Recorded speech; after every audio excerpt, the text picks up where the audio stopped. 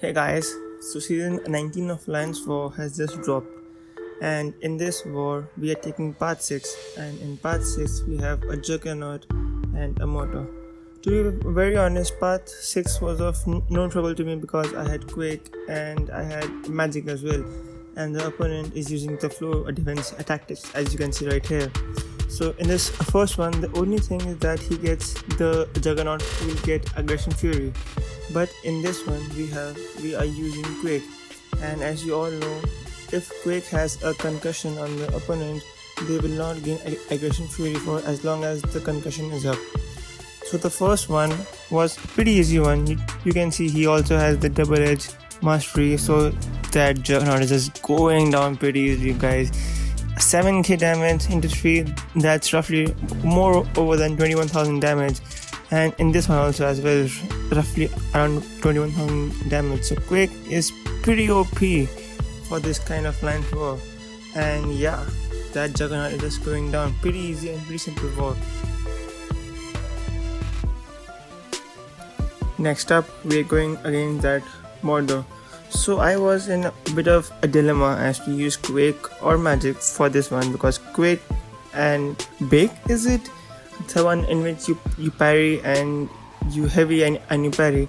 So I was thinking of using Quake, but then I thought, why not Magic, as I know that Mordo is of the control defense tactics and he'll be having flow, and now with the flow within the season 19 of the defense tactics, you also gain buffs for attackers if you are using same against same. For example, we are using flow defense attack against the defenders, so it will help us to gain the combat power rate, as in whenever you apply your heavy attack, they will have a reduced power gain. So Magic was pretty much the best option for this one, as whenever he gains into that power mode of Mordo, we can just heavy and he will not go into his SP3. So yeah, this one was a bit good war. We get clipped in this one, I guess.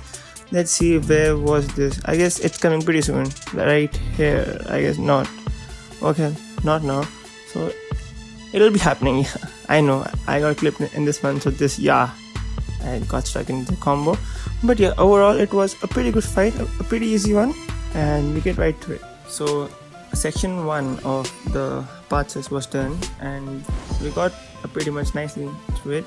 So now, next up we are again taking part 6 in section 2, and in this one we have a mini Electro over here, who is, I guess, again of no issues. Like, we have Quake, and he has the Defender Will modifier, in which he cannot have his defensive abilities modified, so we cannot apply concussion to that Electro, but we can still Quick and Shake. So you can also see this node has the Crumbling Armor up, so it is pretty effective if you by chance hit Electro with your heavy attack, and you will reduce your health because you gain damage after hitting Electro back. So yeah, this one was a pretty easy one again as well. This war has been pretty good to me so far, like, yeah. So you can see we just hit him with a heavy attack, so it took a 2% of a health, but the Crumbling Armor node will be up right now and we will gain all the health back. So again, a pretty easy one, we got through it. For the next fight, we are going against a Medusa. So in this node, Medusa is equipped with the Rage one, in which you only deal a 2.5% of the attack of their health as your damage. Otherwise, they'll have a Furies, and after 5 Furies, they become unblockable, which is not a decent one if you don't have the counter. You can, just be gone down pretty easily. But as you can see, we have Quake here, and Quake has no issues. And you might also be wondering, why is Quake dealing so less damage? So Quake is dealing 2.5% of damage for health, which is pretty good, as we won't be equipped with the Rage Mastery, and it is a pretty easy one as well. So this is very intelligent of the game, as we won't, as Medusa won't be gaining her Furies from the Rage. a node which she has. So yeah, in short terms, it is a pretty easy one. It's a long fight. If you can't quick and shake pretty easily, you can just dex and parry, which is also a pretty easy one there. As you can see, it's just dealing 2500 damage, which is quite low if you will consider. But as you can see, we have 100% of health, and with the new increased timers in Alliance War, it makes us pretty easy to get through this node. So yeah, a pretty easy one. If you can just quick and shake, it is one of the easiest nodes in this game. But overall, it is also a pretty easy and not so quick, but yeah, doable. And it's a good fight if you are a skilled quick player. I won't call myself a skilled quick player because I mess up sometimes, but yeah, it's good. So for the next fight, we are going against a Storm, a 6-star unduped Storm. So this is just for the defense diversity. It's a pretty easy one. So in this node, Storm has increased a combat power rate whenever you hit her, and she also gains aggressive prowess. This one would have been a good node if that Storm would have been duped and we were using a different champion. But she also has the Suicide Masteries on, which is melting her away, I guess chipping her away, and we are melting her away with our Quake damage. So Quake is just so damn OP for Alliance Wars. If this would have been a stubborn Alliance War defense tactics, I don't know how would that have gone, but against slow defense tactics, Quake is just so damn good. If you have a Quake and you're just sitting on her, use her, guys. Just use her.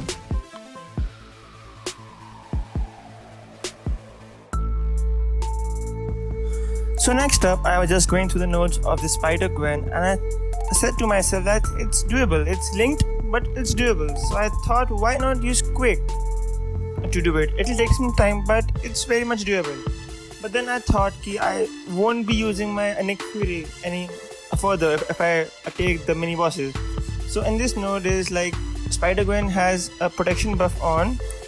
If you intercept her attacks, then the protection buff will be removed from her, and the protection buff gives her 60% less damage. As you can see from the video, I am not dealing as much damage as I should be while the protection is on, and that is the star buff over her. So the fight was going pretty easy as of now, and I was at 99% health, and she was evading like anything, man. And then I got intercepted myself, and then the fight was just going down. So at this point, I thought to myself, okay, let's get the real Nick Fury phase in, and then we can deal with her, whatever she has to offer. So yeah, I was going in pretty much strong, and I wanted to have an SP1 when I get to the next phase. So I decided to use an SP2 and then get to 1 bar of power, which will allow me to just apply my SP1 and get the 8 charges on Nick Fury. But then, boy, did she evade all of my attacks after that. This SP2, if it would have hit her, it would have just destroyed her completely. But then I got the intercept in, but then she also got that in. So yeah, I just got smacked to my face, guys. So this fight was the only fight as of now where I got KO'd. So that's the first KO for me. And that's the first KO for me in this Alliance War, man. It just started, but it is what it is, guys, right? We can't do much about it, so it has happened. So then I thought to myself, let's finish off with Quake. With Quake, it's easy, but the audience get bored, I guess, after a while, because they can't Quake and they prefer champions like Ghost. So yeah, it makes a bit difficult. But yeah, Quake was very much easy, and I have no issue with her. Okay, so this concludes section 2 in this Alliance War for me. And then I noticed that the left side of the mini boss island is open, and I saw, okay, so there's a Nick Fury and there's a Dr. Doom.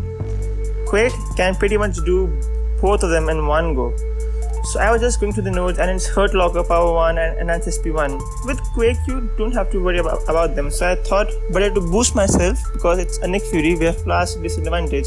So I use a lesser attack boost, which is pretty much good for Quake, because she'll have a 10% more attack. I don't know why I use that health potion, but okay, never mind. Some more health won't damage you, anything like that. And then I use a 10% overall boost. So okay, this fight was going in smooth. He has the suicide masteries on, which is like, just decaying him overall. So yeah, Quake is dealing some good damage because of the boost, like a 5800 per tick for 3 times, which is like roughly over somewhere near a 16,000 if we have to put it. But yeah, so this fight is going on pretty nicely, and Quake is just being my MVP for Wars. Like I remember the first time I got Quake, she was just next to a Ghost. So I told myself, why not a Ghost, guys? I even have a making gem for her, and I don't have any version of Ghost. But okay, I went to YouTube and I saw the video of Doc Lessons, and I was blown away, and I just got intercepted. But yeah, okay, I was blown away with what Quake can do and what we can achieve with her. So so my life mission from that point of time was just to learn how to Quake and Bake first. So in the earlier wars, I was taking part 6 that had the Caltrops node on. So I used to just Quake and Bake everything I could. So, and once I was taking a mini boss with Quake and Bake was no more an option, so I had to learn Quake and Shake. And once I learned that, boy, my war game just went up by 3 notches. So it was pretty much my go-to thing after that, Quake and Shake. Quake with Nick Fury gives you a 10% more attack once he's alive, and once he's not, he gives you 20% attack. And which is also for the case of heroes, and Magic is also casted as a hero. So yeah.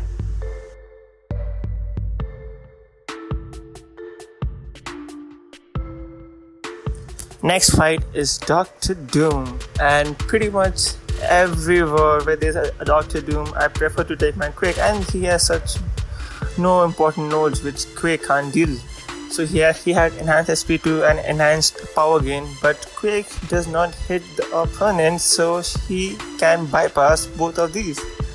So this war was pretty much very easy. I don't know why they run the willpower mastery, because it's a disadvantage to me, but yeah, overall Quake is just dealing tons and tons of damage, like 10k for 3 ticks, that's 30k damage, man.